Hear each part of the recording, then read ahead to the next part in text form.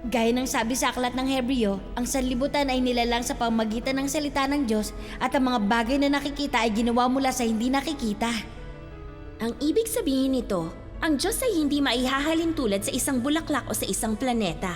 Dahil ang Diyos ay hindi isang bagay na mula sa mundo.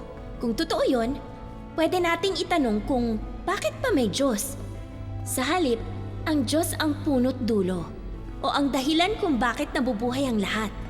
Gaya ng sabi sa Colossians 1:17, bago palikhain ang anumang bagay naroon na siya at sa pamamagitan niya ang lahat ay nasa kaayusan. Kapag naintindihan nyo kung sino ang Diyos at ang pinagmulan ng sanlibutan, makikita nyong wala namang problema kung maniniwala kayong totoo ang Diyos kahit pa scientist kayo.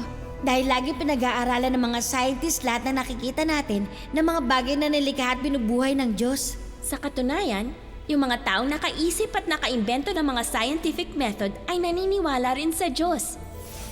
Sina Francis Bacon, Isaac Newton, at si John Locke.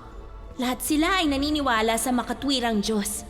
Kaya naisip nila na ang nature ay kumikilos ng ayon sa mga law o mga pattern na pwede nating obserbahan. Pinag-aralan nila ang kalikasan ng mundo dahil sa paghanga sa nilikha ng Diyos. Hindi namin sinasabing kailangan mong maniwala sa Diyos para maintindihan ng science, kundi ang paniniwala sa Diyos ang pinagmulan ng science.